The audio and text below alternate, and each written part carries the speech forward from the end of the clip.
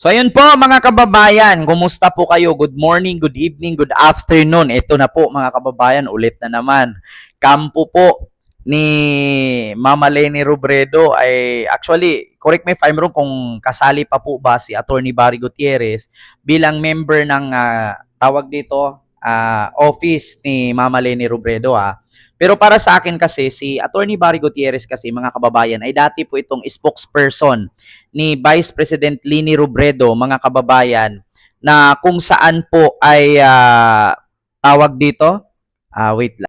So yun po mga kababayan, nagbigay po ng reaksyon si Attorney Barry Gutierrez patungkol nga dito sa trip ni Sara. Mga kababayan, actually nagbigay na din po ng komento ang Palasyo, ang House of Representative dito patungkol nga sa pag-iikot ni Sara sa buong mundo, no? Patungkol dito na galing Qatar, Dahig, tapos pupuntang Australia, tapos kung saan-saan pa siya iikot. Actually, 4 na bansa. Qatar, Malaysia, Dahig, Australia. Hindi. Qatar, Dahig, Malaysia, Australia. Ngayon, so 4 po itong bansa na kanyang iniikutan. Kaya nga, nagbigay ng komento at buwelta, mga kababayan, itong si Attorney Barry Gutierrez na dating spokesperson ni Vice President Leni Robredo. So yun nga mga kababayan, nagbigay ng komento itong si Barry Gutierrez, no, na dating spokesperson ng Vice President Leni Robredo sa ginagawa ni Sara Duterte. So sabi nga dito ni Barry Gutierrez, sarap talaga ng madaming free time, no? So ano nga ba itong reaction niya? So dito mga kababayan, nakasaad po sa People's Tonight Radio post na sana all may free time. So speaking mga kababayan, ito po kasi yan. Meron akong ipapakita sa inyo mga kababayan ha. Ito po kasi yung dahilan niya na nakapagbigay komento itong si Attorney Barry Gutierrez patungkol kasi dito sa tanong ng media ng House actually natanong na din po. Ito po. Hindi lang po kami ng reaction din sa Palasyo kasi sabi ng OVP, Vice President Sara Duterte is currently on a personal trip to Australia to attend the Free Duterte Now rally scheduled for June 22 in Melbourne. Hindi lang po ito yung unang beses na bumiyahe ang Vice Presidente to meet with OFWs. Bago po nito, pumunta siya sa Qatar, pumunta siya sa Kuala Lumpur. Does the palace see this as something to be concerned about? Kasi, or does the palace see a strategy for the VP to get the sympathy and support of the OFWs by going to different countries? So, lumalabas po na personal trip ulit. Sa aking pagkakaalam, nag-celebrate siya ng kanyang karawan sa Netherlands.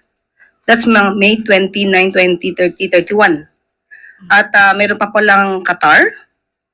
At merong Kuala Lumpur, at ngayon Australia. So, 4 na bansa in just less than a month. So, kung doon po abala ang ating Vice Presidente sa mga personal trips niya or personal trips with her family, choice po ng Vice Presidente yun. Sabi nga natin, pampersonal o pambayan? That is the question. So wala po tayong masasabi kung ano man po ang ginagawa niya ngayon bilang Vice Presidente. Ito po ang nakikita ng taong bayan sa kanyang ginagawa bilang isang halal na leader ng bansa. So yun po ha mga kababayan. Yun po ang sagot ng Palasyo. Nanireaksyonan nga din po dito ni Attorney Barry Gutierrez, sarap talaga, madaming free time, no? 'Di ba? At bukod nga doon po, mga kababayan, bukod nga doon sa sagot ng Palasyo dito sa ikot-ikot ni Sara sa iba't ibang bansa para sa rally daw itong pupuntahan niya sa Australia, ito nga, pinuna siya ni Attorney Barry Gutierrez na sarap talaga ng madaming free time, no? So sumagot din dito at nagbigay din ng komento ang Congress, no, sa pamamagitan ni Princess Abante. Ito po, pakinggan po natin. May ads lang po. Wait lang po ha, may ads lang po. Pakinggan po natin yung reaksyon ng Congress dito, no? Kasi kahit sino naman makakapag-react po talaga. Ito po, oh. Magandang hapon po, attorney. Your reaction lang po kasi bumiyahe po si Vice President Sara Duterte papuntang Australia at kabilang daw po sa itinerary niya, sasama siya or makikilahok siya dun sa rally, Free Duterte Now. So ano pong reaction dito ng House? Thank you po. Sarah all. Pero alam niyo, hindi ko alam.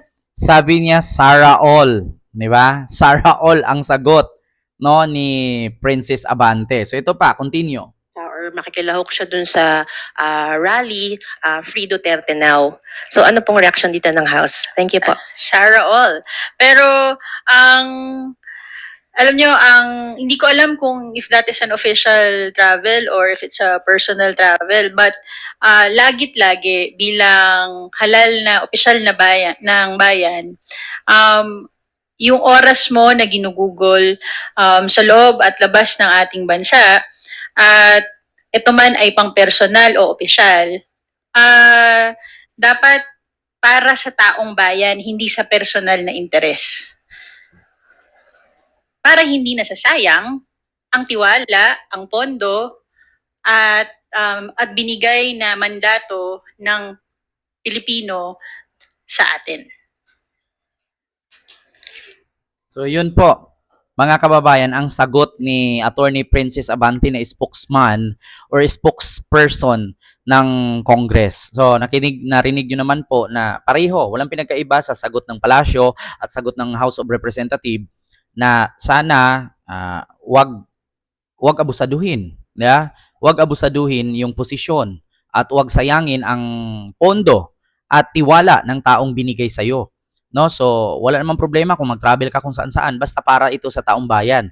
Eh sabi nga ni Attorney Yussi Claire Castro ng Palasyo ng Malacanang ay yan po kasi ang nakikita ng tao, yan din po ang nakagisnan ng Pilipino. So nakikita, hindi po na kailangan mag-research, hindi po natin kailangan na maghanap pa ng kung anong-anong website para tignan natin kung totoo bang gala ng gala si Sara. Kikita naman po natin, hindi po tayo nakapikit, hindi po tayo bungol, yeah? Hindi naman po tayo tanga na hindi natin makikita at hindi natin nararamdaman kung ano yung araw-araw na ginagawa niya sa bilang Vice President ng ating bansa.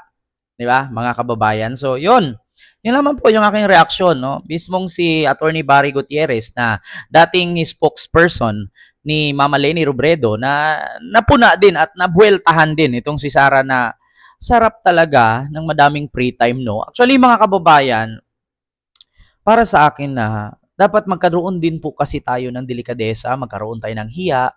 Kasi ito yung ginagawa natin ngayon na pagko-content at magbibigay ng opinion, magbibigay ng reaksyon. Hindi po ito paninira.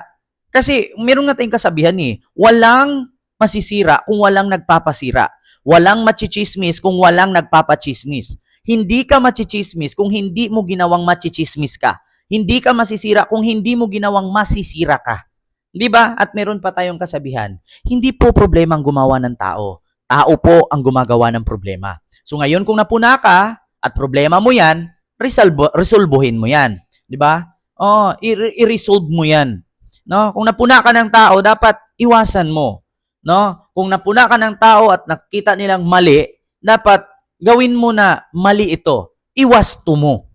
Yeah? Hindi yung napuna ka ng tao, nakita ka ng lakwat siya dito, lakwat siya doon, mas lalong kakapal ang mukha mo at paninindigan mo pa yung magiging lakwatsero ka. Di ba? Pangit yan. Mali yan. So, hindi dapat ganun. So, yun lang mga kababayan. Ang aking nakita at update ngayon patungkol kay Attorney Barry Gutierrez laban kay Sara Duterte na napuna nga niya ito yung pagiging travel trip around the world na mas marami pa daw itong time sa paggagala or pag-iikot kaysa sa pagserbisyo sa taong bayan dito sa Pilipinas. So, yun lang. Maraming salamat and see you next vlog. God bless. Thank you.